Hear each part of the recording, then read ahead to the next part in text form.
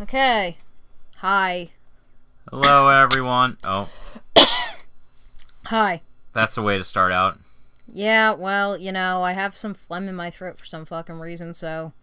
It's not like I'm sick, I just have phlegm in my throat. I think nature's just assaulting me. Vicky's dying. Podcast over. It's fine.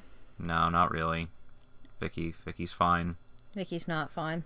Well, she's physically fine. Vicky's having an existential crisis. So, Vicky. Yeah? What are we talking about today? Some stuff, some things. Stuff and things. Stuff and things? Alright, so I guess we should get right into it. First thing I think we should talk about. Yeah, what's up? So, they revealed the sort of pricing and details for the Nintendo Switches online this week. Yeah, that's fucking stupid, but go ahead. Well, okay, yes. But I'm just going to say yes. But it's a little, I don't want to say better than what else is out there, but it's competitive, I guess. I think the main area where they kind of did well is the price point.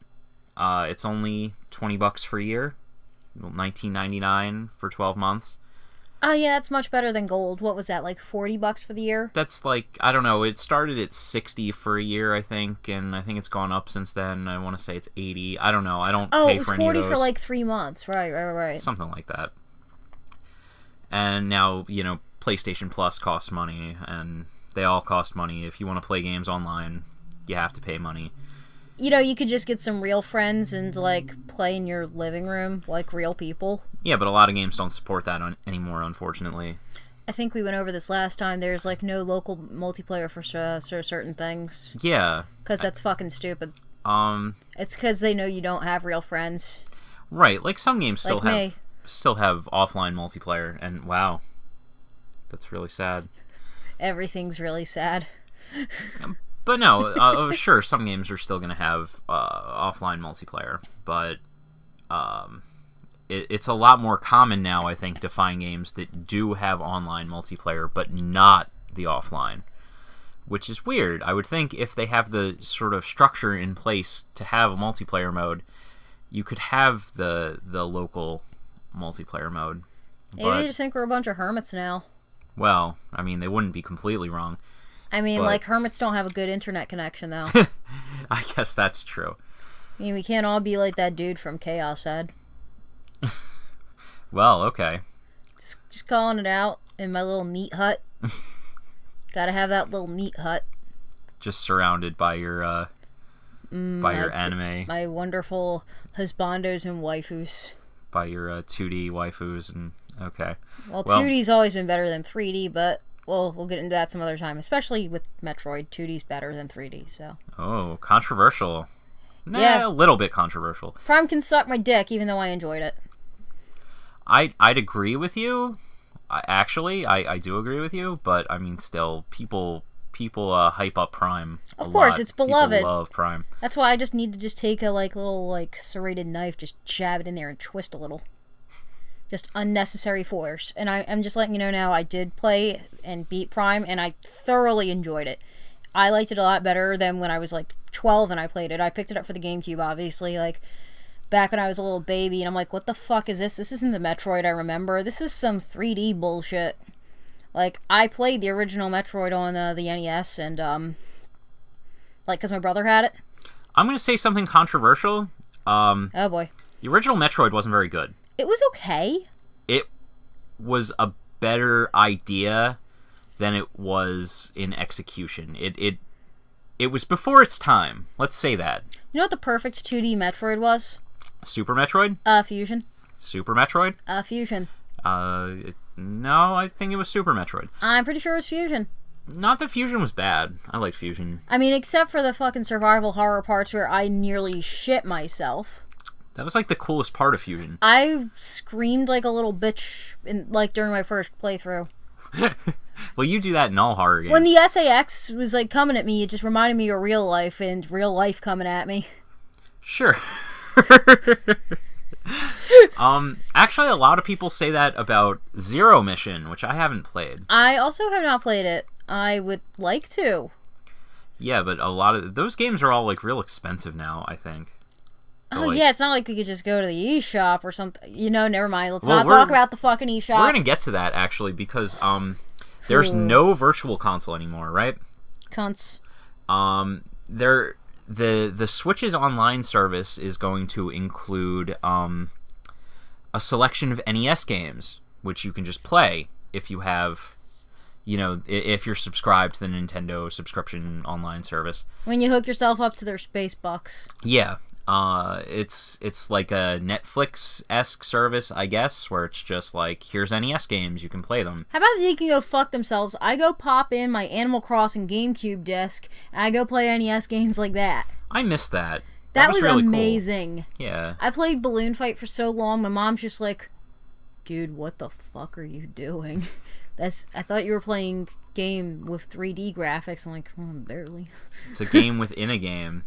They used to do that a lot in those days. Like Donkey Kong 64 had that, where you could unlock the original Donkey Kong arcade machine, and you would play Donkey Kong in it, and that was really cool. I like that. Pac-Man World 2. Pac-Man World 2. Well, Pac-Man World 2 had a whole like little arcade in it. Didn't it? It was great. Everything was there. Like, I remember unlocking some of that shit and playing with my like all of 1.5 friends. Like, it was amazing.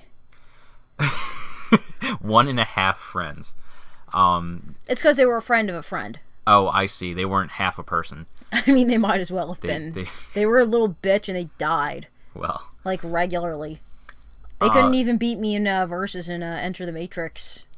Well, Enter the Matrix was just a bad game, so... We'll get on that some other time. We'll talk about how wrong you are. I thought we talked... That game is performance art, okay? I thought we talked about that before. And briefly. No, you do not. Don't even pretend to like Enter the Matrix. Don't... That game is like, it's basically like the Salvador Dali of its time. That's a game like everyone had back in the day and nobody actually liked, but everyone had it. It's because it had the fucking cutscenes from the it had movie scenes from the yet to be released movie. I know. And that was awesome. I remember. And you got to see Niobe French kiss Persephone, which was hot. But I remember there was a lot of hype even just around that game. Like, I remember people I knew going out to get that game the day it came out. So, they could play it in time for the movie coming out and everything. It was the game actually played like trash and it was a complete piece of shit. Yeah, but there was like a huge hype machine behind that, which is weird because you don't really see... Machine. Uh-oh. It's a sign. Oh, but shit. You don't really see that anymore with licensed games, really. Like, you would think with a big movie like Infinity Avengers, War or something. Yeah, there'd be a game tie-in, and I mean, I'm sure there is some kind of crappy mobile game tie-in. Well, I mean, think of how the characters they'd have to kill off like in the middle of the game. No, but it feels like something that would lend itself to a game, and they could very easily do something with that, I think. And it's weird that they don't do things like that anymore. Right? Because back in the day, even up through like the PS2 era, even early into the PS3, Xbox 360 era, basically every major blockbuster movie had some kind of game tie-in, right? Yeah, even as far back as the NES. Well, sure. Like, look at Batman. Well, yeah. I mean, look at E.T. And then there was that god-awful Catwoman game that had nothing to do with the actual... But, I mean, that was still going on until relatively recently, up until, like, halfway through the last generation. You know what I mean? Like, the first Captain America movie had a game tie-in. The second one didn't. But the first one did. That's stupid, because Winter Soldier, like, is awesome. Right. Like, imagine all the crazy shit that you could do in the Winter Soldier. You just, like, it's like, Bucky could just come at you like the SAS. There you go. And I mean, a lot of those games are known for being really crappy. Licensed games have always had that reputation to them. Notoriously shitty. I think that's... Part of it is, a really crappy developer, like your LJNs and whatnot, could get a hold of a license, and the license meant that they didn't have to work that hard on the game. Yeah, they could just rape it. Right, they could just sell it based off the license. So, you could churn out some kind of crappy, like, Dick Tracy game or whatever, and it's like, oh, the game for the movie. Did your kids like this movie? Get them this game. And it's easy to make a quick buck that way. But then you get games, you get licensed games sometimes that are really fun, either because they were kind of lazy with it and just tacked a license onto a game that was already good. Like, you were talking about that Batman game. Yeah. And that Batman game is just Ninja Gaiden. Yeah, it was just basically a pre-existing IP that they just reskinned. Well, no, sort of. That, does literally happen sometimes, but that was just, they took the basic sort of framework of, here's how Ninja Gaiden kind of looks and plays, and then, oh, well, let's just put Batman in it. And it works pretty well. It made for a pretty darn good game. They have done actually that, actually what you're talking about with other franchises. I know there was that Noid game for the original Nintendo. Yeah, right? God. There was a Noid game. That in Japan was not a Noid game. That was some kind of I don't remember. I think it was some kind of game about ninjas or something. But when they brought it to the West, they're like, let's make this a Noid game for some reason. I guess the Noid was pretty popular at the time. Did people find the Noid to be an endearing, fun character? Maybe I would have shot his fucking face off, to be honest. Yeah, don't touch my pizza, you fucking piece of shit. I paid $20 $1990s for this. I'll slice you up and I will gut you in front of your family. In front of his Noid family. I'll burn your fucking Noid house down. I really like pizza. Imagine if the Noid pissed off Dante from the Devil May Cry series. Are you trying to imply that the Noid is some kind of demon? Oh my god. Oh my god. I didn't even put that together. I just meant because Dante likes pizza. Yeah, I even have the Devil May Cry 4 collector's edition that came out in Japan. The for the HD, well, it was always an HD, but the PS4 special edition remaster with the extra characters and everything. And it comes in a big pizza box. It's pretty cool. That had to be a bitch to ship. Probably.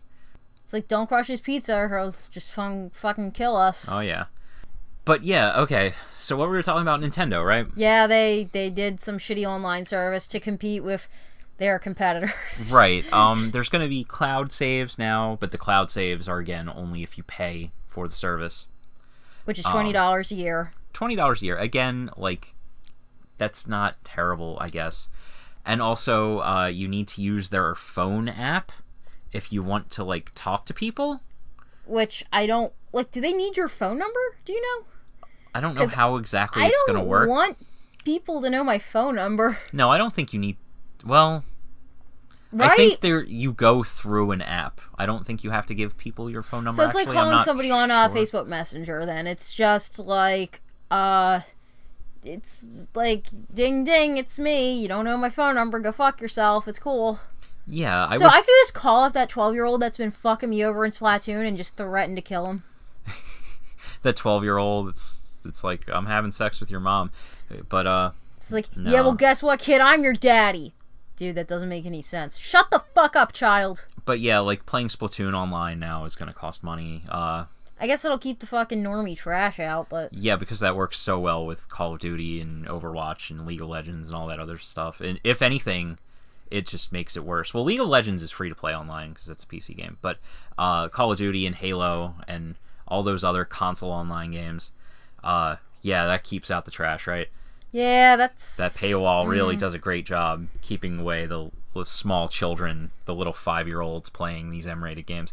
I gotta tell you, that's a problem. Fucking parents blaming the game for, their kids being fuck-ups. It's no, you should have read the rating.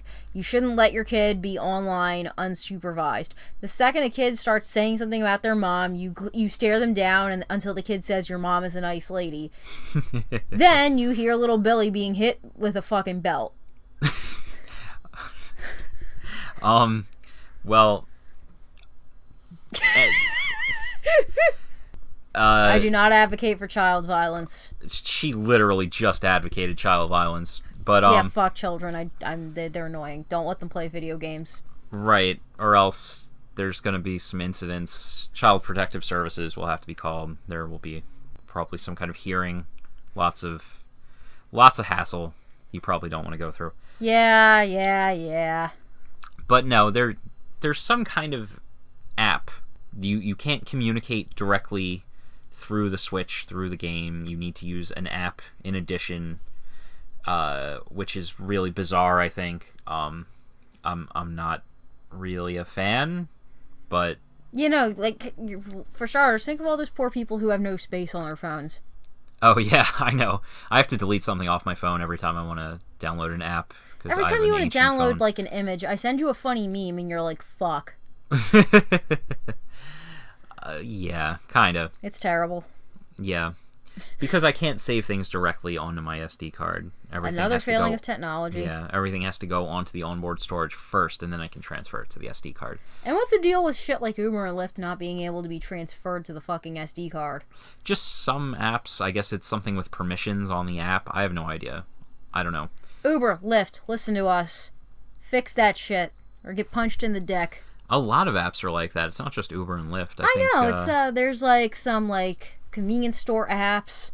They won't get moved. There's all sorts of shit. But yeah, anyway, back to Nintendo and their shitty online chit chat service. Their bullshit walkie-talkie. Right. So it kind of seems worse in a lot of ways than what Microsoft and Sony are offering, but it's also significantly cheaper. So I guess you get what you're paying for. Did you just call Nintendo the fucking dollar store of game consoles? As far as their online goes, yeah, I guess kinda. Lame. But so it's interesting. It's gonna launch later this year, I think, because it's still not ready. Which again has always been a little bizarre to me that they launched the system a good, what has it been, like a year and a half now? Yeah, roughly. Until the actual online infrastructure is ready, which is just really strange. It screams, we released this earlier than we intended to. Are you implying that Nintendo, of all companies, would rush the development and release of a product that wasn't completely up to their standards and that they'd later have to change? A video game company releasing an unfinished product that they're just going to finish later through patches and downloadable content? That never happens, ever. That's ridiculous. No one would ever be that stupid. I'm sure every single game company just plans things exactly how they want them and then releases the thing as a whole product. It's unfortunate because it feels like Nintendo was like one of the last companies out there that didn't do that kind of thing. But, everyone wanted Nintendo to get with the times, so here they are. Come on, Nintendo. You used to be cool. I don't think Nintendo was ever cool. That's kind of why they didn't go the way of Sega. Because Sega was always, like, really... way past cool. Yeah, right? Nintendo never tried to be cool. Well, they tried to be cool at times, but... Yeah, look at the fucking Majora's Mask commercials. That was just insane. I don't remember that at all. Oh, boy. But I remember when they tried to make Kirby cool. There were, like, commercials Angry American Kirby? Oh, yeah. That was, even up until pretty recently, they were still doing the Angry American Kirby thing. He's only happy on the Smash Brothers art. Which is kind of fucked up. Yeah, a little bit. I love fighting my friends! Is that your Kirby voice? That's my Kirby voice. Okay. Well, it's how you can go, hi! Oh, wait, that one was Yoshi. Ignore that. They both suck. Kirby's like the best character. No, I mean they both suck. Well, no, Yoshi like licks. This is getting inappropriate. I'm sure all those 12-year-olds we just threatened are still listening to this. Let's keep it clean, man. Yeah. All right. So, all right. Nintendo's online service. Garbage. Yeah, it seems that way, but shiny garbage. It's Nintendo. We're not expecting them to do great online, I guess. So yeah, it's not making me want to run out and buy a Switch. Switch looks to be having an interesting couple of years, probably. We'll have to... Oh, excuse me. Damn, dude, just Shrek all over the place, why don't you? A little bit. But we'll see what comes out. What comes up at E3. We've got our eye on things. So, all right. Our ever-looming eye. The all-seeing eye of Sauron is on them. That's not gonna end well. No. So the fucking switch in the fire. Oh God, that's terrible. Throw the Sega virtual. would do it. Throw the Virtual Boy in the fire. That's what made Sauron get that way. He was looking in the Virtual Boy too long. Throw. All right, so next, what I want to talk about is we've got. You okay there? Yeah, I just had to yawn, bro. Vicky just let out a really weird yawn. You probably didn't hear it. She made the weirdest face. I had like a little bit of a stroke face. So, my apologies to everyone who had to not see that. It's unfortunate. It was pretty funny. But, okay, so, sort of out of nowhere, I had backed the Kickstarter for Bloodstained, Ritual of the Night. You got Kickstarter money? I backed this, like, God, what was it, 2-3 years ago? Never mind. You got Kickstarter money. So, yeah, it reached all its stretch goals. I think the goal for the Kickstarter was like 500,000 or something, and it wound up making 5 million, something crazy like that. So one of the stretch goals was actually a retro-inspired game. Since Bloodstained, the main, Bloodstained game, is modeled after Castlevania Symphony of the Night and later Castlevania games with the Metroid-style castle and everything. One of the stretch goals was for a retro-inspired game inspired by the older Castlevanias that would have, pixel art and stuff. And out of nowhere, they sent out emails like, oh, what platform would you like the retro game on? And it's like, oh, well, this, and this. And then it was announced, okay, well, it's coming out May 26th. Oh, so shit. It's like right around the corner. And they didn't really say anything about it. They just released a trailer for it. And it looks really cool. It looks like it's taking a lot of inspiration from Castlevania 3, which happens to be one of my favorite games ever. Oh, really? Yes. So, yeah, that looks really, really neat. So I'm pretty excited for that. Anyone who backed the Kickstarter, if you haven't already, check your email, because they need to know what platforms you want the retro style game on. It's going to be a digital exclusive. Everyone who backed the Kickstarter gets it for free. Otherwise, I believe it's $9.99. Yeah, that's fair. I don't know if... I'm kind of hoping there might be a physical version down the line, maybe through limited run games or something like that. That would be nice. But yeah, it looks really cool. Does it look more like a Castlevania game, The Lords of Shadow? A little bit. It looks, again, it's doing the pixel art. It's doing like the NES style pixel art. Nice. So, and it looks like it's taking a lot of its cues from Castlevania 3. There's multiple playable characters. So, there's a whip-wielding character, and then there's one who, like, attacks with bats, like Alucard. Oh, horrifying. Well, they attack with bats. So they have there's a projectile character like Alucard was in Castlevania 3. And then there's, like, a wizard character who casts spells, like Sypha. So, yeah.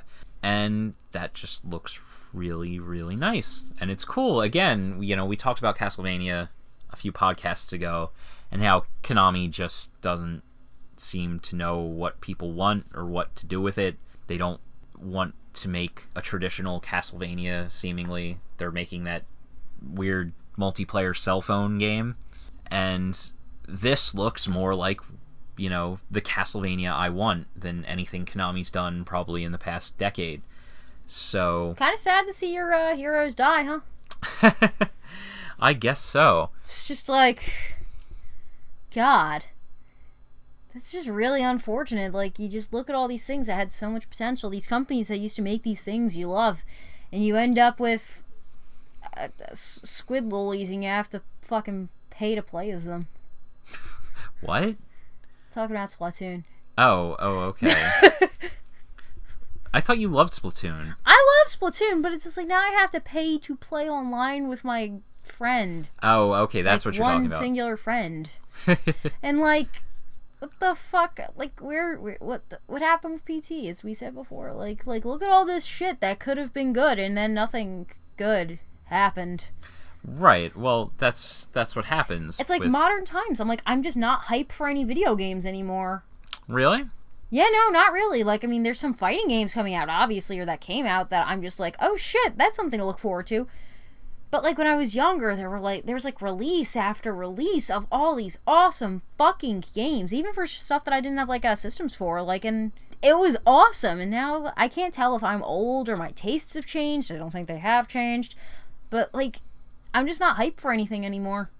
That's interesting. I found I've actually been more hyped for things this generation than I was last generation. Oh, last generation was god-awful. I thought last generation kind of hit a slump. Maybe that's because it represented a lot of shifts in terms of design philosophy, and there were a lot of shifts within the industry, a lot of shifts that I didn't really care for. The movement to, very online focused games, very multiplayer focused games wasn't one that really sat well with me for the most part. Moving so much to online, to digital, just sort of a lot of changes in general aesthetics. The move away from Japanese games kind of fell behind in favor of Western games, and I've always kind of had a preference for Japanese games, and so it moved towards that sort of Western realistic style, which I've never been as much of a fan of. Everything felt like it got just a little more homogenized, I guess. And it feels like creativity has been opening up a little bit more this generation. Japanese games have been... I feel like they've been catching up. There's been more high-quality games from Japan this generation, I think. So yeah, I think things are kind of on the upswing. Whereas last generation, I feel like it was a bit of a low point. I will agree with that. There are more things coming out now that I kind of care about. I am a little happier with this generation than I was with last generation. Definitely. I mean, again, look at like the Dragon Ball Z fighting game. That looks cool as shit. What else? Like fucking. I mean, well, any Arxis game basically is like fucking cool as shit. That's coming out. Well, what are you playing right now? You're literally playing a current gen game right now. Yeah, and it's really good. It's basically what has me talking like I'm fucking like having some sort of weird manifesto. It's fucking Nier Automata. Yeah. I've been playing Nier Automata, and holy shit. This fucking game. If you haven't played this game, like, go fucking play it now, you fucking idiot. Do it now. Okay, well. Like, no, you don't understand. This is like the Ocarina of Time of right now. You need to play this game. Also, you're not an idiot. You're a cool person. And you're a valuable member of society. This game has me all fucking intense. I just sat down. I sit down and like play it for like fucking 10 hours at a time. She does. She's not exaggerating. I'm not exaggerating at all. It's like when I was playing Breath of the Wild. I just sat down. I played for 13 hours. I didn't eat, sleep, drink anything, go to the bathroom. I was in like a comatose state, except for the fact that I was playing a video game. It's amazing. And this is even better. This is like fucking incredible. Like the feels, all the feels. The combat's great too, by the way. I actually really enjoy the combat. The game chugs a little though. Well, that was one of the failings of the original Nier. I thought the original Nier's combat wasn't very good. It was just very repetitive. It didn't feel great. I actually got bored with the original Nier. I didn't finish it because I lost interest. Automata I got when it came out, and yeah, I really enjoyed it. It was good. I don't know if it was my favorite game from last year necessarily, but it was definitely one of the best, and yeah, I thought it was really good. The humor's on point too, I gotta say. It is pretty funny. It's like got that sort of dark humor to it that's really good. Well, that's kind of a Yoko Taro staple, I think. The Drakengard games are like that too. I don't know if Yoko Taro actually exists. Right. I don't know that he's a real person. Yeah, so if you don't know what Vicky's talking about, Hideki Kamiya... They all hang out, by the way. Oh, well, yeah, Japanese developers they're all friends. But Hideki Kamiya, from Platinum Games, the creator of Bayonetta and Devil May Cry, he is also known for being a, massive Twitter troll. He spends most of his time on Twitter. And he tweeted a while ago, I forget exactly what he said, but it was something along the lines of, do people really think a person called Yoko Taro actually exists? And I just showed you that, and you're like, oh my god, is this lore? Right, like, is he for real, or is he just trolling? Like, is there no actual Yoko Taro? It could be both. It might be real, and he's trolling. I mean, that's certainly possible. That's some shit he'd do. Yeah, maybe. So, yeah, that's really strange, though, right? Seriously, I mean, if any of you, awesome people have the chance to, check out this game, though, definitely do it. I don't want to spoil anything here, so I'm not going to talk too much about, story or anything. The mechanics are pretty cool. You can, equip these, chips and stuff to your little dude who you're playing as, and, they give you, different abilities, and much like, hard drive space on a fucking phone, there's not a whole lot of space. You have to, buy space with in-game bucks, not, with real money, so, it's actually really cool. Yeah. Yeah, I mean, there is paid DLC, but you don't really need it. It's just some extra stuff. My character's hair is purple now. Right. But, no, it's pretty good. It's not... If you're going in looking for the next, big platinum action game, if you're looking for it to be another Bayonetta or Metal Gear Rising or whatever, you might be a little disappointed. I think that's why I wasn't as impressed with it when I first started, because I was expecting it to be more of a Platinum game, and it's definitely more of a Yoko Taro game than a Platinum game. That's even by the design, like you mentioned, particularly with the fucking map. Right, it feels like it, because, the in-game map is actually really kind of awkward and hard to use. It's not great for sort of navigating, and it's I know Platinum could make a better map than this. There's proof. Yeah, other games they've made have much better maps. They can do better than this. I can just imagine there was a conversation between, the Platinum designers and Yoko Taro, where Yoko Taro is just looking at their, completely competent, good map, and it's just this is too easy to use. You need to make it, way crappier. You need to make this frustrating to use, so the player will get frustrated at the map, because that's how I want it to be. They even have a character in-game who you can bitch about the map to, and they're like, deal with it. Why don't you walk around and find things out? Hint, hint. He literally said, hint, hint. Right, yeah, he says, just, I know the map is crappy, just deal with it, basically. Yeah, as you said, that Taro probably just picked up a chair and just bashed some dude's monitor and be like, okay, deal with it. Yeah, I imagine he's just, making the programmers work with, their hands tied behind their backs, or just, giving them all, busted monitors, and it's do the best you can. With that creepy-ass mask of his. Who is this guy? Oh, I imagine he never takes the mask off. He's just, standing at the front of the office just with the mask on, just looking around. Just, that unblinking, terrifying mask. And just, he probably has, a Febreze in there. I don't know, Oh, yeah, it might get smelly in there. It might get hard to fucking breathe. But, all joking aside, this is definitely a Yoko Taro game, and that dude's fucking crazy in the best possible way. Oh, yeah, absolutely. It's an experience and a half. No, I really despite Yoko Taro's games, especially his older games, being not the greatest to actually play, especially Drakengard 1 is really rough around the edges. It's not great. I still think you get flashbacks from that one ending. Oh, the last boss? The rhythm game. That's still probably easier than the one in Drakengard 3.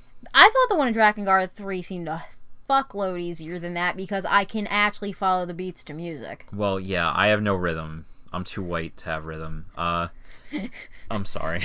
It's quite alright. Oh, wait, what are you implying about me? Vicky's... Well... Dude! She's something. I don't know what Vicky is. She's some kind of weird... I'm an American short hair. Yeah.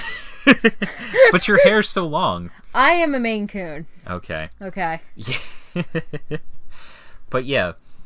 Nier Automata, yeah, it was really good. The combat engine isn't as good as, something designed to be specifically an action game like a Bayonetta, but it's pretty great as far as action RPGs go. And it's super immersive, dude.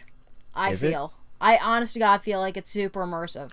You feel like you're in the post-apocalyptic robot world? Yeah. Okay. Actually, I do, and it's weird. Like, I think I mentioned this to you the other day, but like because this isn't much of a spoiler because you can literally see it on like box art and official art and shit. Like they're walking around like, yeah, it is a dystopian future type fucking deal, but there's like plants and like birds and shit, like animals and stuff, and like I was just walking the other day and I felt weirdly aware of, like, life around me. Like, I'm like, holy shit, that's a butterfly. And then it's just like, that's a bird. And, like, I just kind of felt like I appreciated it since, I mean, you're playing as an android. Like, you're an artificial life form. Like, and it's, I don't know, maybe... A hot artificial life form. Fuck yeah, unless you're playing as, like, a Shota, which is less... Well, yeah, not the little boy. Like, we're not playing as the Shota, no. I mean the girl one. Yeah, dude. Become ass gods. Anyway, but no, like, and, oh yeah, there's also funny shit in there, too, like, regarding, playing as the hot-ass android chick. I mean, didn't you say, like, you, tilt the camera to try to get a little yeah, and look-see? she, like, swats away the pod, because the pod, I guess, is... It's what also is a camera, I guess. Camera. It's like Lakitu in Mario 64. Yeah, I didn't actually know that because I didn't try to take a quick look up her skirt because I'm not a fucking asshole. Oh, yeah, you did. You blew up her skirt, though. I'm like, I didn't know blowing her up would also blow up her clothes. Somehow that logic didn't follow with me. Then you had me blow up the Shota, and he was running around in these little, like boy shorts, and it was weird. You know what's weird? The whole game? Well, no. You made me think of Mario 64. Oh, God. Because I was just talking about Lakitu. But, you play Mario 64 in the second person. Because if you think about it, it's... Oh, my God. So you're controlling Mario while Lakitu is looking at him. Like, Dude. the perspective is from the perspective of another character other than you. It's a second person, like, looking at the character you're controlling. Holy shit, Nier Automata is just Mario 64. What? What? I don't know that that's true, but okay. Oh my God, that's amazing. Oh my God. But yeah, that's weird to think about, right? I'm a little freaked out right because in Mario 64, the Lakitu, like, you see him with the camera at the beginning, and he's like, oh, you can control me with the C buttons, and so the entire game is from the perspective of this other character who's following Mario around. You don't think about it, but there's a Lakitu following Mario around everywhere with a camera, videotaping what he's doing. You know, I'm starting to wonder, like, if that's the case, who doesn't trust Mario? Who's following Mario with a camera where they just don't trust him? What do you think Mario's gonna do? He's like... The Lakitu's like a Chris Hansen kind of character. How old is the princess, Mario? How old did she tell you she was in her messages about cake? How old is she? So Toad, now point to the place on the doll where Mario touched you.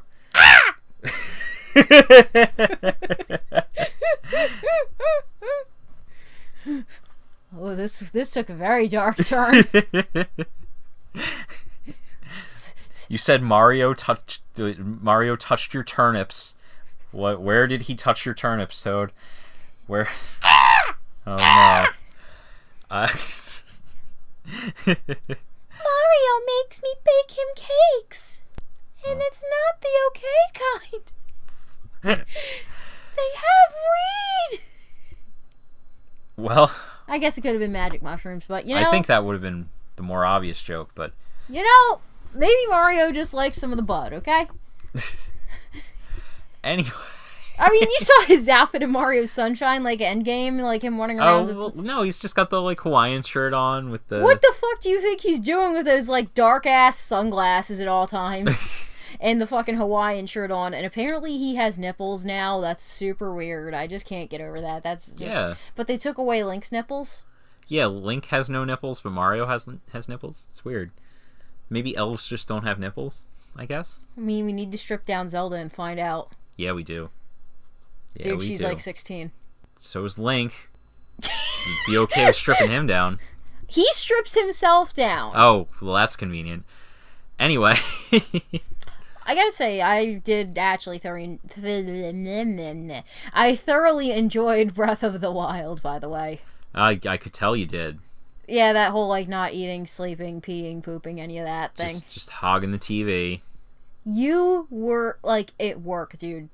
Okay. I had, like, 1 day off a week, and I just spent it ruining my life.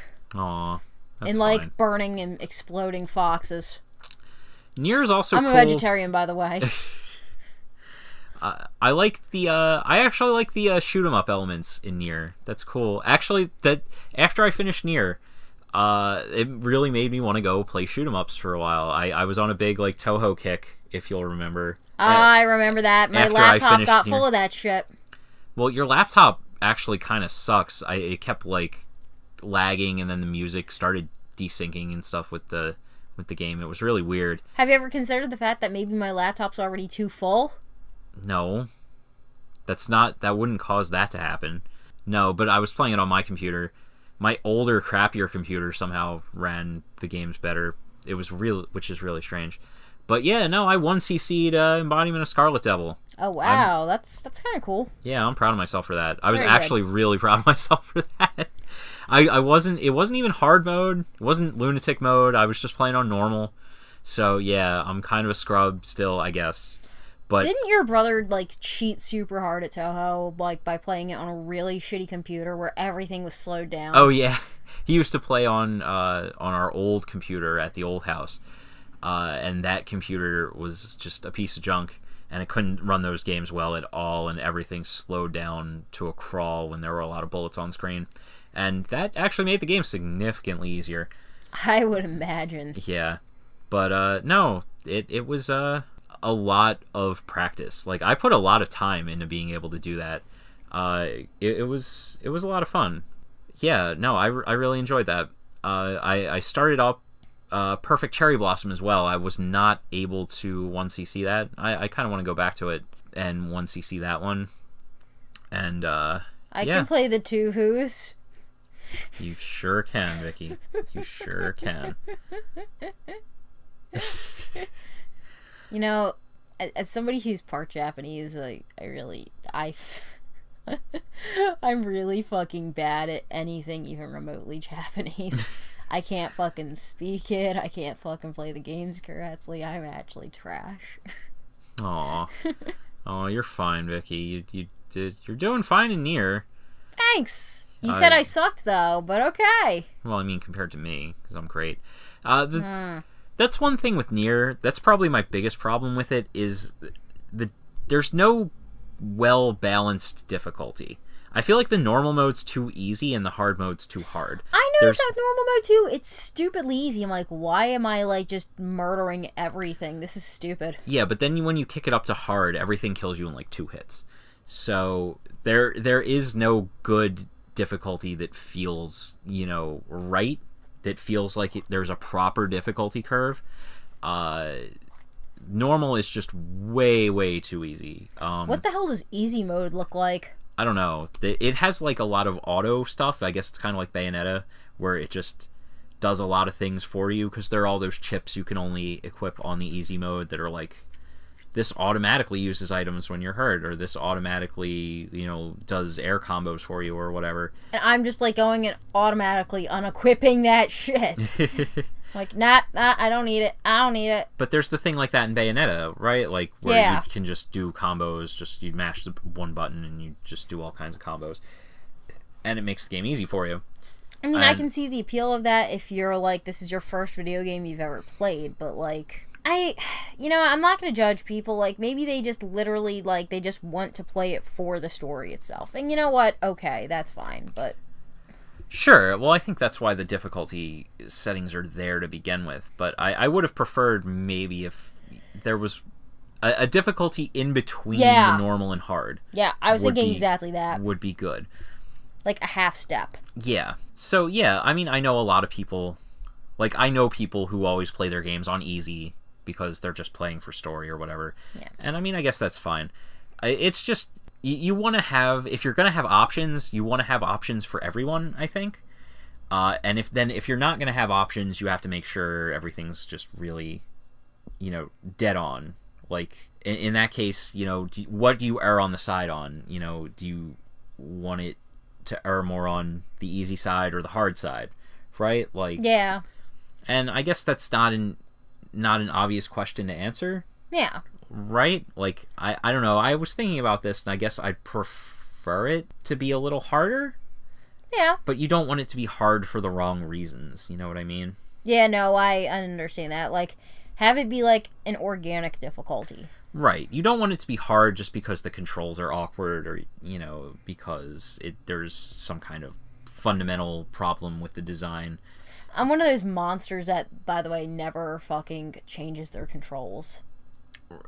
Really? That's like the first thing I do when I start a new game is I'll go into the controls and tweak them. Well, if it depends. Like, I tweaked like one thing with Nier A. I fucking changed the horizontal camera speed because I found it was way too goddamn fast. It needs to slow down. Like, if I'm shooting things, it needs to slow down. That was something I actually liked. They had a lot of options for the camera. It was kind of like, I think Bayonetta did that really well too. Also from Platinum, of course. Of course. But Bayonetta had the ability to sort of change the camera rotation speed and everything, which was great.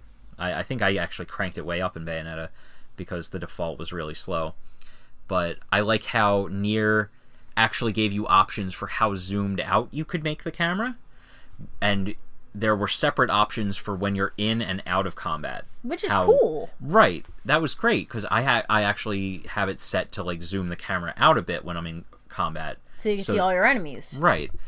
And that's really nice. And then it has the individual camera rotation speeds and the, obviously the inversion. Like most things have, an invert camera, which is great. And, you could just remap all your buttons. I know I remapped the buttons a little bit. I think I put the dash on a different button or something. I forget what exactly I did, but I changed the controls around quite a bit. So yeah, that's great. Again, that's usually the first thing I do when I start up a game is I'll go into the options and, mess with the button config to get things sort of the way I like them or a way that feels more natural. When I was younger, actually, like, this is directly related to that, there was one time I kind of fucked with the controls, and I think it was Devil May Cry 3. I think I changed jump from, what would it have been, X? X, yeah. I think I changed it to triangle. Oh, to be like Devil May Cry 1? Yeah, I think I was kind of just like, I was so used to it. I hated that in Devil May Cry 1. That took so long to get used to. It bothered me. It's like, this is wrong! Yeah, it's like, why? It's like when you have an NES game that makes B jump, like every so often, like after Super Mario Brothers, like 99% of games were just like, okay, we'll use A as the jump button. But every so often, you'll get a game that's like, no, we're going to use B for jump. This is the hill I will die on! Yeah, like Werewolf the Last Warrior is like, we're going to use B to jump. I've never heard of that. Yeah, neither is anyone really, but it was an alright game. Like, it's not terrible, but it's like, why would you make B jump? That's so weird. It's kind of a cool game. You play as a werewolf, you play as a guy, and you can like transform into a werewolf. There's like a werewolf form, and the werewolf has these weird big claw things on it. It like not like claws like you would think a wolf would have. It has big like kind of scythe things on its arms. It looks like a scyther kind of, like the Pokemon. That's kind of what it has. It has just these big blade arm things. Oh shit, it's a mantis wolf. Sort of. That's the worst kind of wolf. Yeah. I wouldn't want to fight a blade wolf. I also would want to fight a blade wolf. Especially if it had like a chainsaw tail. Yeah, fucking terrifying, glowy red eye. We're talking about Metal Gear Rising. And then it starts getting all like existential on you. Time to leave them all behind. That was my voice for the song. I would stay away from the metal screamy songs. You're not You seem like you're hurting yourself.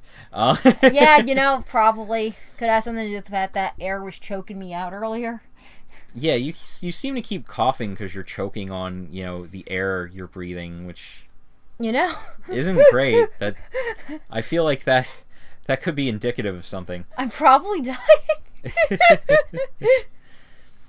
But yeah, Blade Wolves, Nier Automata will punch you repeatedly in the feelings without mercy. What else?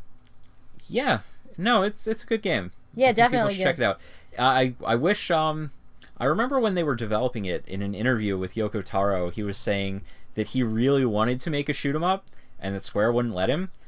And I hope they do at some point, because that'd be awesome. Yeah, just let video game developer Japanese Sam Raimi do what he wants. Like, Japanese Sam Raimi? Why would he be Sam Raimi? Because he wanted to do a thing. Oh, you mean like yeah. Spider-Man 3 and 4 instead of all the Spider-Mans that have come since that have been inferior to Spider-Man 2? Yeah, pretty much. Yeah, that... I don't know. I don't know if that's controversial to say, that the Sam Raimi Spider-Man movies are still the best. At least the first 2 Sam Raimi Spider-Man movies are still the best. Then tap dancing and turtlenecks. Well, yeah, that movie wasn't very emo good. Hair and yeah, I couldn't make it all the way through. I'm gonna be honest. I think the only reason to watch that movie is for the amazing face Peter Parker makes, Tobey Maguire makes. Oh, for the memes. Like the one that he kind of looks face. like a lemon, like he ate it. Like he just ate a lemon. It's great. I love it. I mean... Its meme worthiness keeps it in the annals of history. In the annals of history. I was thinking, yeah, okay, you did it. But no, I think the first 2 Tobey Maguire Spider-Man movies were probably the best. Except for the Nickelback song. The third one wasn't very good. Especially, it sucks because I really like Venom, and they just dropped the ball. I mean, Topher Grace is probably the last person in the world who should have been playing Venom. I don't know, man. What about Steve Buscemi? Should he have played Venom? He'd probably be better than Topher Grace. Wow. I kind of like the look of the new Venom movie coming out, but then it's like no Spider-Man. That's really bizarre. That feels weird, because that just robs Venom of like all his backstory, all his reason for being, all his motivation. Yeah, he'd just basically be Batman. He'd be like, I saw a spider once and I was scared. Well, I mean, from the look, he looks like Spawn, which I guess makes sense because Venom was created by Todd McFarlane, I believe. Cool. And yeah, like the way they do the Venom suit, from what I've seen of it in the new movie, it's like, this is how they should be doing a Spawn movie. Todd McFarlane needs to get off his ass and stop buying baseball cards or whatever it is he's doing. Because he's real into baseball, apparently, and that's like what he spends all his money on, is baseball and baseball cards, and I don't know. Not demons, baseball. And like baseball memorabilia. But no, he needs to go out and actually do something with Spawn. Do something with the Spawn IP. Don't just leave it at Soul Calibur 2 and Spawn in the Demon's Hand, okay? Just come on, man. Well, Spawn in the Demon's Hand is amazing. Hey, you know. I mean, yeah. We played it. Oh god, the wolf was the best character in the game. Oh no. No. The wolf was an amazing character. I'm pretty sure I knocked you off the stage a couple times. It's been a few years, but I'm pretty sure I knocked you off the stage a few times with the wolf. And you're still the cheese. You're the fucking cheese. You will always be the cheese. You are the cheese. But no, Todd McFarlane has been saying for years, it's like, oh yeah, there's a Spawn movie coming. We're working on it, and I don't think he is, but I would love it if there was, because that would be awesome. He's working on it, and he just has like a fucking just stack of sticky notes with like little sketches of like Chibi Spawn on there, like doing random shit. Like, Chibi Spawn goes to the grocery store. The end. He yells Wanda a couple times. just a little like SD Spawn. Yes, like, tiny little SD little Spawn. Going around dealing with like hobos and killing people. So apparently Spawn was like huge in Japan back during its heyday. I'm not surprised. I know, what's the name of the guy? The guy who did like Trigun and Gungrave was apparently a huge fan of Spawn. That's why a lot of the stuff in like Vash the Stampede's coat, I think, was based on Spawn's cape, like the way it moves and stuff. And a lot of stuff in Gungrave. Like, Gungrave was very heavily influenced by Spawn, I believe. Yo, I miss all this edgy shit. Huh? I miss this edgy shit. Oh, yeah, I kind of do, too. Yeah, I think it's due for a comeback, you know. We need more edge. Yeah. We need soul edge. We need to Warrior Within it up, you know. I actually like... The problem with Warrior Within isn't how edgy it is, it's the fact that it's trying to edge up a series where it doesn't really fit. I think if Warrior Within was its own thing, people would love it. Or not love it, but I think people would remember it fondly instead of like, wow, look at this. Look at what they did to Prince of Persia. Because it doesn't suit Prince of Persia, I don't think. Because the first one had that, or like the first Sands of Time Prince of Persia had that like sort of Arabian Nights kind of fairy tale sort of thing going for it. And yeah, I think that fit really well. And then Warrior Within, as its own thing, I think it worked fine. But again, it didn't suit Prince of Persia at all. If it had been called, you know, the Time Edge Dagger Man, the Duke of Nukem, the like, yeah, something like edgy Time Chaos or something like. You know, people just call it Chaos Control. Yeah, if it had been, you know, no. Blades of Chaos Control, then, you know, people... Oh, I would play the shit out of that. I know, right? And it was the same game, but, you know, it was unrelated to the Prince of Persia IP. I think people would look back on it fondly. People would be clamoring for a new one. People would love it. It's like, this is great for a game, but it's not great for Prince of Persia. Right, and we talk about that. We've talked about that a few times about how, you know, people will have certain expectations for sequels, and I think that's fair. So how do you judge a game like that? Do you judge it just in a void, just entirely on its own merits, or does a sequel have to be judged based on how good of a sequel it is? And that's kind of a weird question. How would you feel if, like, Kingdom Hearts 3, when it's released in a decade or two, like, how would you feel if all of a sudden everybody was emo, everybody was Riku, everyone was angst incarnate? Even Mickey? Oh, especially Mickey. He'd be like, Especially "Hoo-hoo! I have no meaning to life anymore! Hoo-hoo!" And he just starts trying to chop off his own wrist with the Keyblade. You know... He's just cutting his wrist with the Keyblade. Hoo-hoo! I've become so numb! Oh, you can't use that anymore, Vicky. Oh, god damn it, I fucking... Dude. Wow, well, that's insensitive. Fine. Bring me to life. There, happy? Sure. Good job.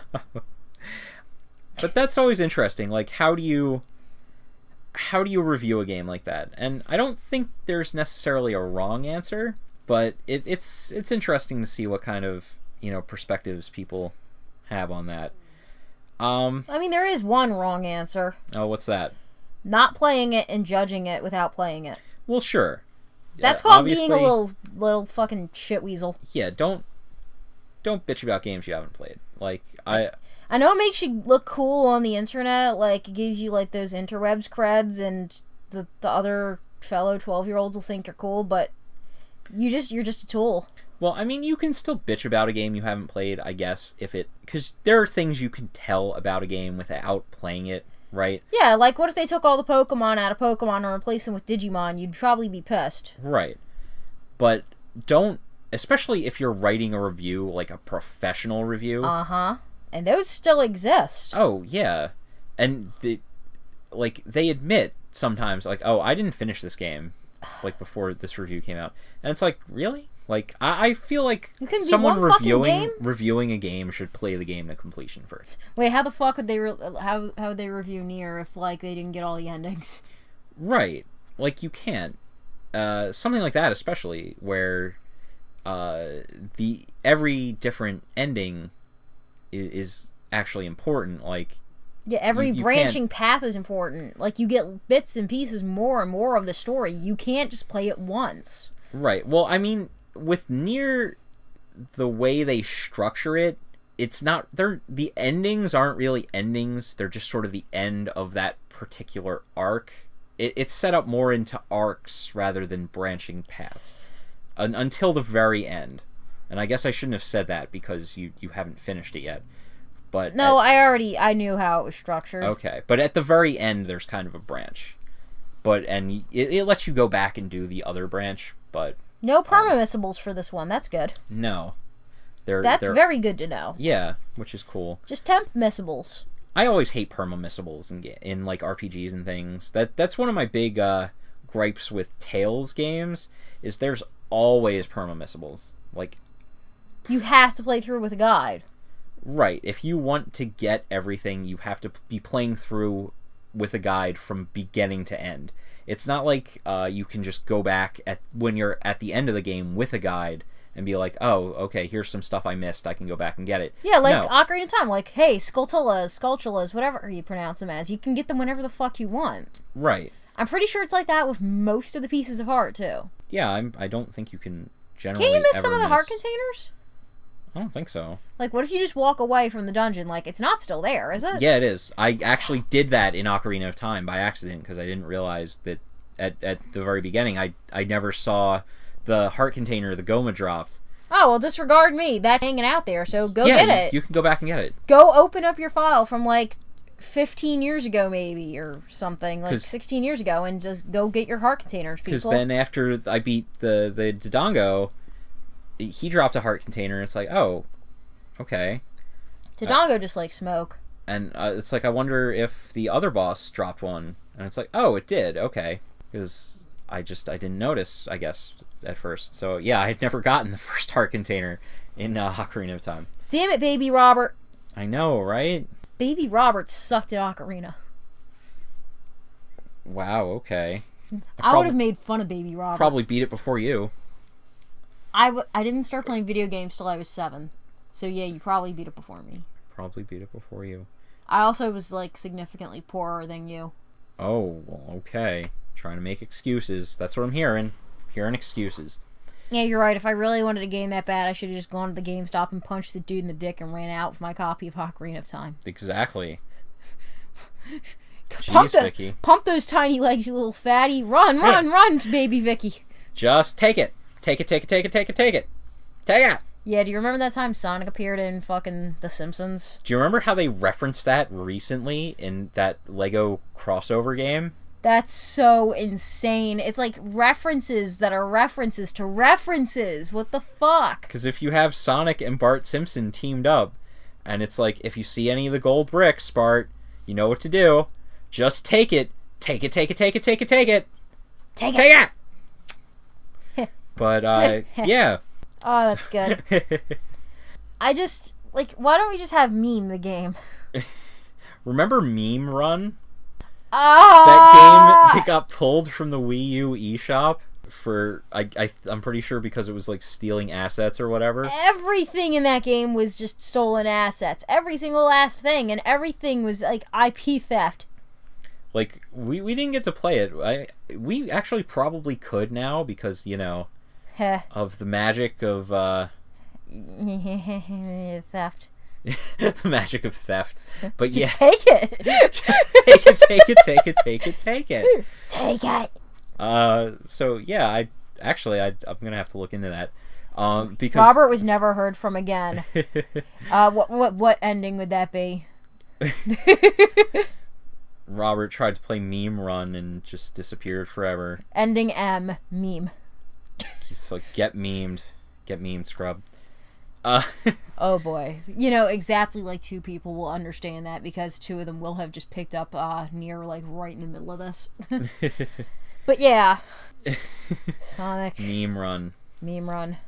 Gotta go fast. Anyway. Gotta get that shit pulled from the shop fast. So. Yeah. Well, I guess we already talked about what you're playing lately. Yeah, we spent significant time talking about what you're playing lately. Yeah, and didn't mention what I'm gonna be playing soon. Why? What are you gonna be playing?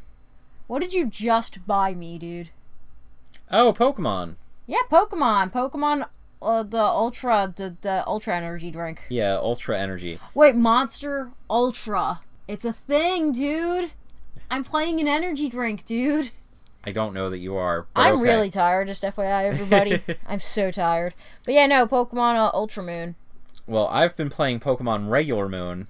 Moon. Partially because I talked about this before. I finally sort of got up the strength to power through the story mode in Moon, even though I thought it was really boring. And also because Vicky's been, hogging the TV playing Nier. But fuck off. Think of it as payback for the fact that you used to hog the TV playing Dark Souls and Bloodborne, so suck it. Oh, well, excuse me. Yeah, maybe I'll play Bloodborne next just to stick it to you. You should. It'll be funny to watch you get really frustrated with it. I have already played a little bit of it, and I'm already frustrated with it, but yeah, back to you. Look, dude, I'm just walking, and some dude just runs out of nowhere and just fucking RKOs out of nowhere. It was not okay. No, it's good. That's just how the game is. You gotta not suck. I'm gonna just shove my scythe so far up dude's ass it isn't funny. Can you get a scythe? I'm pretty sure there's like a scythe. Oh, yeah, there is a scythe. Dude. You don't get it until really late in the game, if I remember right. Then it's gonna go up his ass really late in the fucking game. It's going up there, and he's not gonna like it. Because it's a scythe, and you don't like that up your butthole. Well, I mean, your main weapon's like a saw. That's not something you'd want up your butt, I don't think. Okay, I'm sorry. My butt cheeks just auto-clenched at that. Ooh, that's not pleasant. But yeah, back to a Pokemon Moon. Back to Moon. No, but I was talking about this before, and it's it gets better farther on in the game. The story actually picks up a little bit, but I still feel like the pacing of it is really bad. I think I complained about this before, how it's like an hour before you actually get your first Pokemon. It just takes way too long, and maybe the Ultra version improves that. I don't know. I feel like probably not. It probably just takes ultra long. It takes ultra long. Takes even longer. Gotta go slow. Gotta go real slow. Oh my god. That's gonna be great. He picked up some Pokemon codes from GameStop, and I'm just basically going to start the game with like 3 level 100 Pokemon. Oh, you're actually going to use the codes for the legendary Pokemon and just steamroll the game? I'm not going to steamroll the game, but if somebody pisses me off, like, I'll probably save it for what's his name?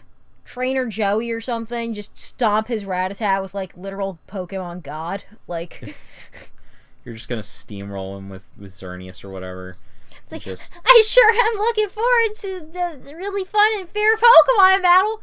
Yeah, okay, Joey. Okay, youngster Joey.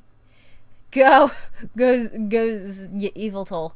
It's like, what? What is that? Boom! Oh my god, you killed it! I like how youngster Joey is still a meme. Like, even after all these years, like, youngster Joey calling you about how his Rattata is in the top percentage of Rattata is still... That fucker. And, like, dude, shorts are comfy and easy to wear. Well, they are. He's not wrong. Do you remember we played Deadly Premonition, like, 600 years ago? Yeah. Do you remember, like, you look at the description of, like, I think it was one of York's suits, and it says that suits are comfy and easy to wear? Do you remember? Oh, I remember. I like freaked the fuck out. That was memed. Amazing. That was the best thing ever. Premonition. And then you just left that suit on and let it get smelly. Ew. Like, never took a shower. Yeah, I mean, yeah, that's fair. That's fair to do. Deadly Premonition was a strange game. It was rather odd, yeah. Wow. Well, I think Swery is the developer of of Deadly Premonition. He was doing a Kickstarter for a new game, wasn't he? Yeah, I think, what was it, like, It's a Wonderful Life or some crazy shit? Or The Good Life? Or The Good Life! Or Yeah. Yeah, I don't know if that Kickstarter was successful. I think it's over now. I'm actually not sure. Yeah, I mean, I'm actually not sure either. I certainly hope he reached his goal, because I need more shit from this yet another crazy fucking dude. Yeah, he did another game, but it was an Xbox One exclusive, I think. It was some kind of episodic thing. I don't know if it ever even got finished. I'm not sure about that, actually. We don't have an Xbox One, so we can't really check. Nothing of value is lost, so... I mean, it feels kind of redundant when you have the PS4 and the difference between the two in terms of exclusives and all that, I feel like it doesn't really justify having both. Even like the 360 and the PS3 were kind of like that, but I feel like there were just enough exclusives for the two, especially later on in their life cycles, that it was good to have both. But that and the PS3 is more hackable. Yeah, well, it depends. A lot of people like could. I think you could mod chip the 360 more easily, whereas PS3 eventually got the like soft mods through like the other OS and everything, and then they patched that out, and there was that whole deal with that. But yeah, no, I think both the 360 and PS3 were worth having. With the Xbox One and PS4, not as much. It seems more like pick the one you like better and just go with it. There are a few exclusives on each. I think, in my opinion, PS4 sort of has a better library of exclusives, but pick the one that appeals to you more. I think if you really like Halo, or whatever else, go with Xbox, I guess. Whereas if you really like God of War, or if you want to play Nier isn't on Xbox One. Nier. So yeah, I think we made the right choice, to be honest. No, I think so too. A lot of like the fighting games and stuff that I like to play, a lot of the more Japanesey weird games, which I also like to play, a lot of them aren't on Xbox One. Stuff like Under Night in Birth is not on Xbox One. Oni Chanbara Z2 is not on Xbox One, which is weird because Xbox had a few of the older Oni Chanbaras, but I think Oni Chanbara Z1 was on Xbox 360 originally. But yeah, stuff like a lot of the anime licensed games, Gundam Versus, and the things like that.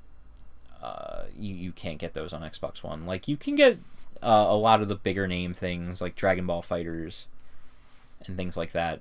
They're more cross-platform. Yeah, I think most of the major releases now are cross-platform. So that makes choosing between the two like more of an easy choice, rather than having to pick up both and having two libraries that are like 97% redundant, if you know what I mean. Yeah, just choose the one that has the exclusives you like. Yeah, pretty much. And and you don't have to bash the other one. I know that like nobody listening is gonna just go around being like, "Ew, Xbox, it's fucking terrible," or "What the fuck, PlayStation? Are you guys losers?" But like it's okay to like things, and it's okay to let people like things, unless they like the N-Gage. Yeah.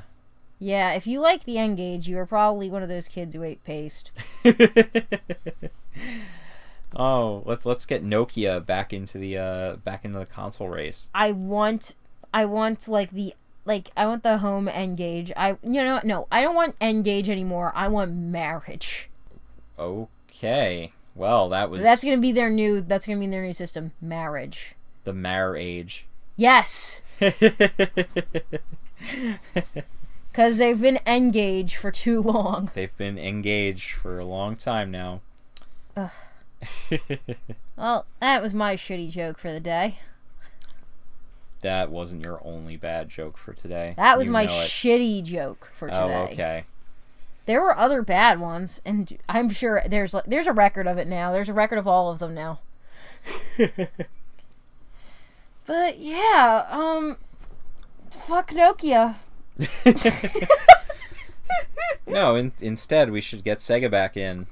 I mean, they'll never do it, really. No, they'll never make a console again. There'll never be a Dreamcast 2, and it makes me sad. I cry myself to sleep every night about it. It's because their dreams have been cast away. Yep. Yes. That's terrible. That was still a really good one, though. But, yeah. So instead of a Sega Saturn, they're going to release a Sega Uranus. They're going to release a Sega Pluto. In other words, it's not even a real console. It's just like a consoloid. A consoloid. Is that what all these like the NES Classic and the SNES Classic, and they have a Genesis Classic, and apparently their SNK is also getting in on it. There's going to be a Neo Geo Classic, or a Neo. I think it's called the Neo Geo Mini.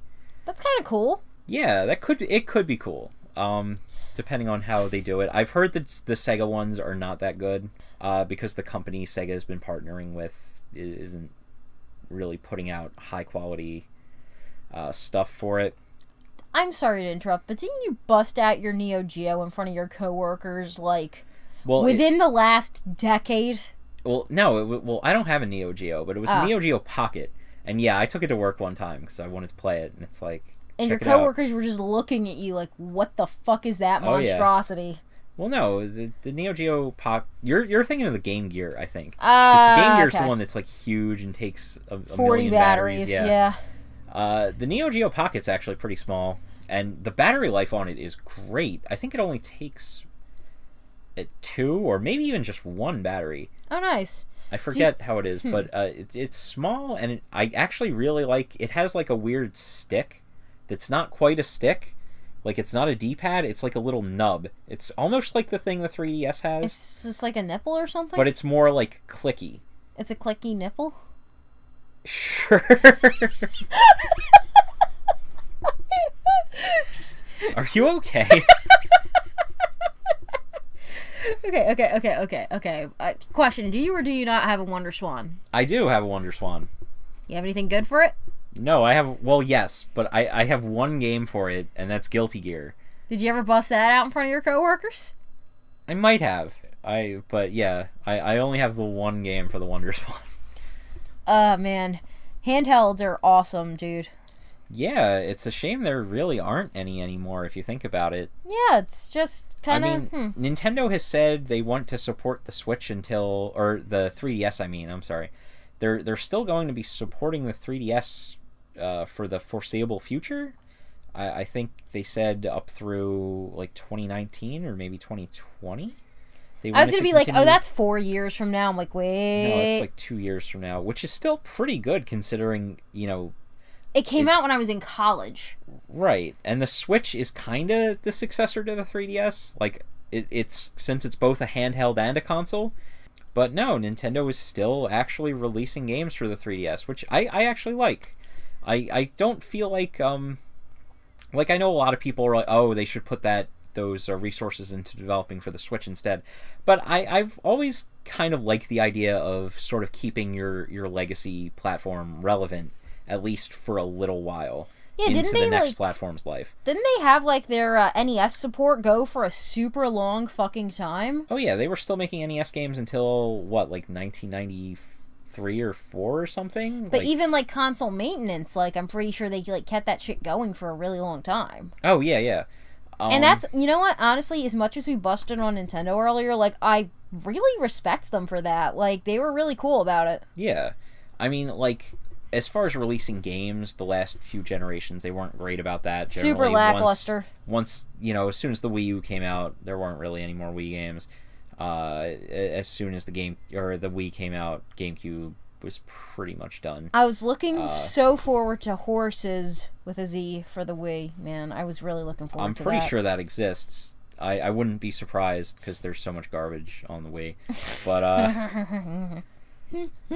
well, that's something a lot of people bring up as a strike against the Wii, and I don't quite get it, because it's you're not going to remember any of those crappy games, because people are going to look back on it and they're not going to remember Horses with a Z. They're going to remember Mario Galaxy and Super Paper Mario and Sin and Punishment and nobody remembers Sin and Punishment and No More Heroes and stuff like that. They're not going to remember Babies with a Z and Horses with a Z and Cats with a Z or whatever. Scoliosis with a Z. Yes, Zygoliosis. It's you have to operate on this person who has severe scoliosis. How? Shake the Wii remote. Oh, so it's like Trauma Center. Trauma Center's awesome. Just waggle that shit until their back is straightened out. I thought Trauma Center was better on DS. I think it played a little better with the touchscreen and stylus. I think it's just basically Operation. Sort of, but it's really fun. Trauma Center is actually a lot of fun. You know what else is actually kind of fun? And then you can draw a pentagram on the screen to slow down time, to use your like supernatural surgery powers. That's exactly how it works in real life. Yeah. Like, obviously, like, medicine is magic and is devil magic. It's all devil magic. I have dysentery right now, and I'm only being kept alive by the grace of Satan. Yeah, there's like a pentagram just carved into your chest right now. It's actually working out really well. It gives me some gas, though. Aw. But no, there hasn't been a Trauma Center game in a while, as far as I know. Yeah, what happened with that? I don't know. Have there been any, like, Phoenix Wright games? Well, yeah. Not all of them get localized, I don't think. I think there were a couple that haven't been. But yeah, there's still been Phoenix Wright games. But yeah, Trauma Center just kind of dropped off. I think the last one that I can remember was Trauma Team for the Wii. And then there hasn't been one. I wonder if Sega buying Atlas has anything to do with that. Because Trauma Center is an Atlas franchise. You know, I gotta tell you, it might be because I never check my emails anymore, but I used to get the Atlas Faithful newsletter. Oh, yeah? I don't remember getting any Atlas emails recently. I mean, maybe they just don't do that anymore? I don't know. Bitches. It feels like Atlas doesn't, like, publish as much, like, weird stuff as much anymore ever since Sega took over. Like, I remember back in the PS2 days, Atlas was, like, the go-to publisher for just sort of weird, kind of offbeat Japanese stuff. They didn't do Chibi Robo, did they? No, they didn't. No, that's actually a Nintendo franchise. That's an in-house Nintendo franchise, I think. Nintendo publishes those games. That. That's some crazy shit. But I know they actually published Cubivore in the US, and Cubivore, I believe, was a Nintendo game that Nintendo like opted out of localizing. But Atlas is like, we'll do it. And Atlas picked it up. Yeah, it was kind of like what happened on the Wii with Xseed picking up like Pandora's Tower and I think The Last Story. I think they also did The Last Story. Xseed did my Husbando waifu games, right?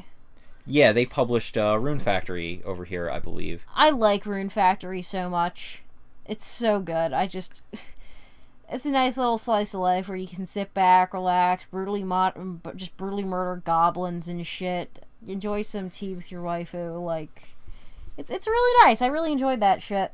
Yeah, Xseed, like, it seems like Xseed and a few other publishers, like Axis Games, they kind of filled in that niche that Atlas was for a long time. And Atlas seems more focused on like bringing over their own properties, like all the Shin Megami Tensei stuff and all the spin-offs like Persona and whatnot. And you don't really see a lot of Atlas's like other properties. I mean, they still have the like Vanillaware collaboration stuff like Odin Sphere and Dragon's Crown, but you don't really see like Trauma Center or like Snowboard Kids or things like that anymore. What the fuck, Snowboard Kids? Snowboard Kids. It was a racing game. It was kind of like it played like a sort of a kart racer kind of game, but you play as kids snowboarding.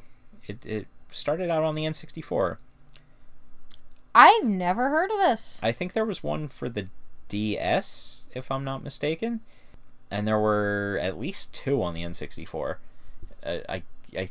It was like relatively. I mean, I don't want to say it was real popular, but it was like somewhat well known. I think. I think I rented one once. It was pretty good. It was just it played like a Mario Kart kind of game, but it was snowboarding. Nice. Yeah, they were cool. Atlas has always been like a pretty good developer. It's weird how much more recognition they've gotten recently, especially now. Like Persona, I think, is what sort of put them into the spotlight. But no, even going way back to, you know, the 16-bit days, even the 8-bit days a little bit, Atlas has always been a pretty solid developer. I'm going to come right out and say I actually really liked their NES Friday the 13th game. I'm one of the few people I know of who actually enjoys that game. But could you make the map work? Oh, the map's kind of dumb, because you have to, like, it's best to just take a few steps and see which way you're going on the map. It's really weird. I'm gonna blame it's kind Taro of for disorienting. this. It's a little disorienting. I know Taro had nothing to do with it, but I'm gonna blame him anyway. It's weird because you look at some of those games, like the Friday the 13th NES game. That was made by Atlas. Like, not a lot of people knew that until pretty recently. I think that's become a more well-known fact, but it wasn't a generally known thing. I remember seeing on the internet back in the day, there was actually a little bit of debate as to who made that game, because I don't think there were any credits in game, but no, it was made by Atlas. And like, even like some weird things like the Nightmare on Elm Street NES game, that was made by Rare. Huh. Yeah. That's insane. Yeah. Like, sometimes Seriously, those licensed games. And I actually think the Nightmare on Elm Street game is actually pretty decent as well. It's not great, but for what it is, it's pretty good. And it has like 4-player co-op, which is just really weird for an NES game. Wow, 4-player local co-op. 4-player local co-op, I know, right? You don't have to go on the internet with our NES anymore. You can all just sit down in the same room and all play on the same TV together. And Isn't squint. that amazing? Squint really hard. That's like some next level technology there. I know, right?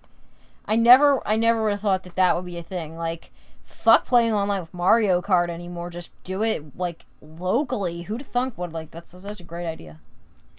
I feel like there'd be people like defending that too if that happened. Like, oh, the new Mario Kart is just online. There's no local. Like, that'd be terrible. I would just flat out not buy it. I would probably not buy it. But there would be people online being like, "Oh, get with the times. This is just how it is now." It's like, oh, so if I want to play the game with my like live-in girlfriend, for example, like she has to buy her own fucking Wii U or Switch or whatever and just sit in a different room in the house. That's fucking stupid. And everybody who says that's good is fucking stupid. And shut up. See, these are the people who are actually stupid. Right. Fuck you, people. Yeah, like some people are just gonna be apologists for things that they're just gonna hop on the dick of anything that they like because they want more of it. Sure. And that's kind of, you can't let that sort of fanboyism, I guess, get in the way of, being able to think critically. No dick jockey, only objectivism. Right. Like, there's no reason to get, I've said this before, these companies aren't, like, looking out for you. They're not your friends. They're companies trying to sell you things. Don't run around, giving them free PR, basically, which is, it seems like that's what a lot of these people are doing. They're either the company's astroturfing, or they're people who are just so, like, naive? Out of it. Yeah, that they're like, we're gonna work for this company without them paying us because I love them so much. Nintendo is really real bizarre. And they are my friend. Yeah, I find the whole thing really strange because if a console has games I want, I'll get it because I want to be able to play those games. That's it. That's pretty much it. Like, I always get Nintendo consoles because I do like the games Nintendo puts out generally. When's my next console, Animal Crossing? When's my next console, Animal Crossing? I waited, Robert. I fucking waited, Robert. Well, they have to finish everything else they're working on. Like, Splatoon 10 or whatever. Splatoon? Yeah, I don't know. But Splatoon, the Uprising? I'm gonna say I haven't found a lot of Nintendo's more recent IPs terribly appealing. I know you liked Splatoon. I was kind of lukewarm towards it. I didn't think it was all that great. You only think that because I kept fucking blasting your ass in it. No, I think that because it's like, I don't know. It's not my kind of game, and a lot of people online were like, "Oh, it's Nintendo doing shooters right. Even if you don't like shooters, this is Nintendo's take on shooters, so it's better." I don't know if this counts as a shooter. No, so it's much absolutely a shooter. Not just really just like a pure shooter. It's like, I think it's more honestly like, because the point of it isn't to like shoot the enemy or kill the enemy. The point of it is to gain territory. So it's more like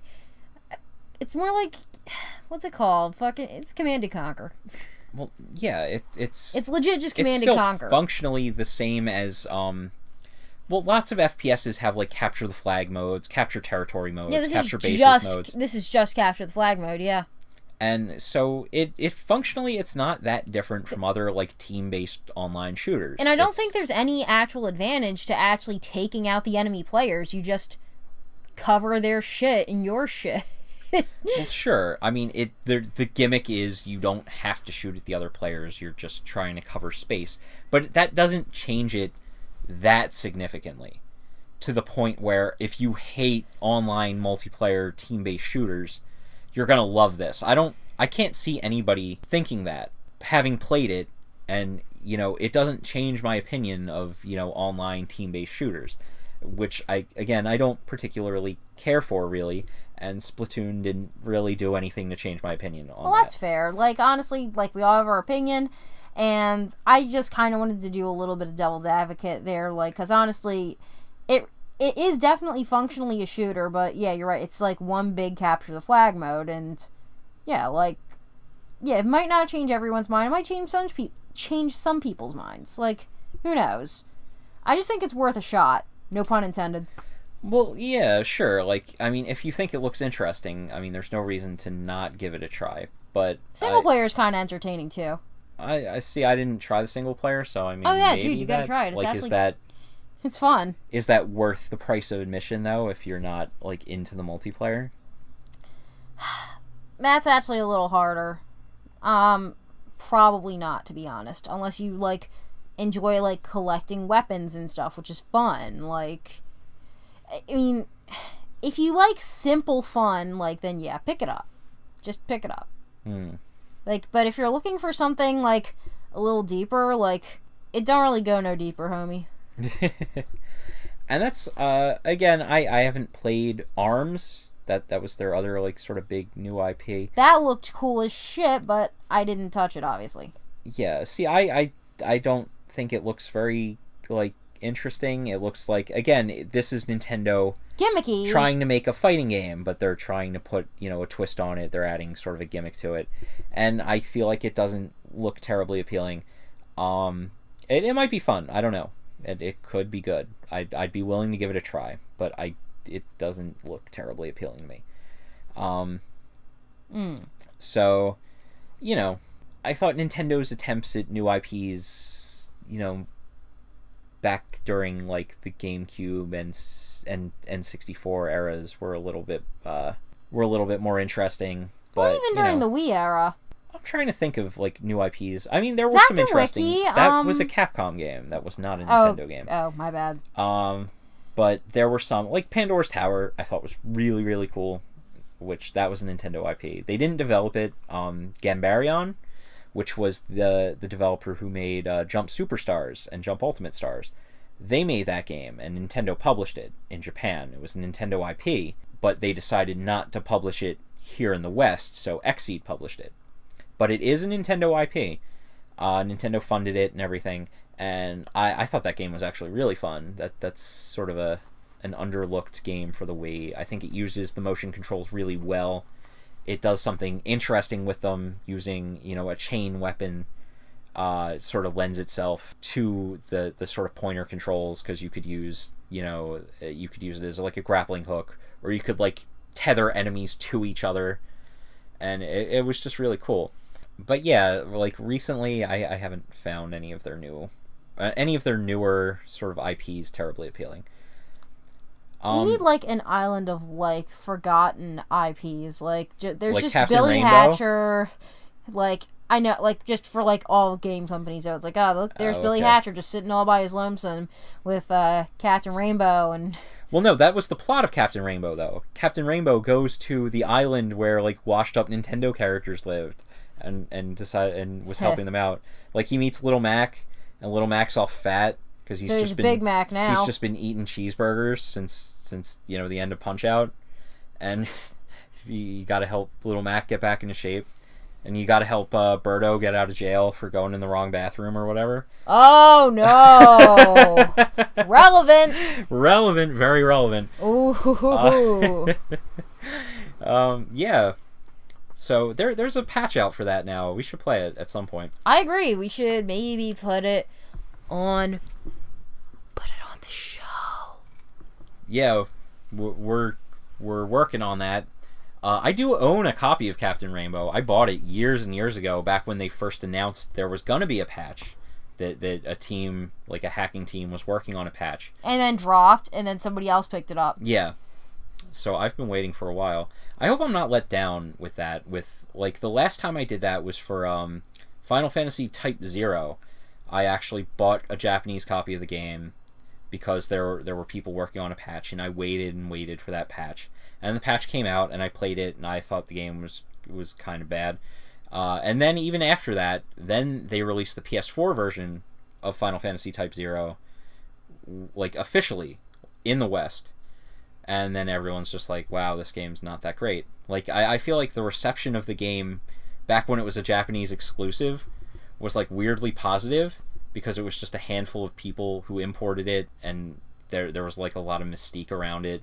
It's kind of weird how, games that only a few people can play, kind of somehow get these reputations, and a lot of times they don't live up to them.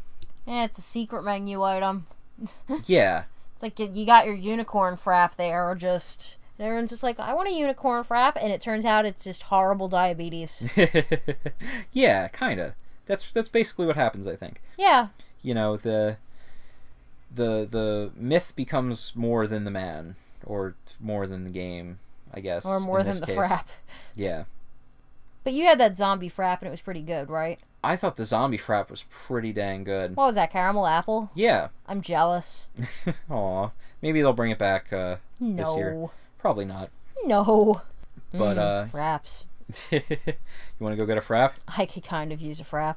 Alright. Well, I guess that marks the end of this podcast then, because we're going to go get fraps. Probably. Maybe. Most likely not. I'm actually probably just going to eat ice cream in the basement alone and cry. Well. Well, we're off to do that then, I guess. Woo! You can watch me cry if you subscribe. Yeah, donate to our Patreon and you get direct feed footage of Vicky crying in the basement while eating ice cream. It's a Halo Top ice cream, so it's low calorie. So, like, I can eat tubs of that shit and just drown in it, and it'll only be, like, under, like, 1,000 calories for, like, 6 pints. So, you guys know you want to see that shit. Yeah. So, yeah. Well, on that note... we still don't have a Patreon, so it's cool. We might be setting one up in the not-too-distant future. Possibly. But, we'll see where that goes. Alright. So, have a great day, everybody. Or night. Just whatever you're listening to this. Have a good that. Yup. Have a good that, everyone. Goodbye. Later, homies.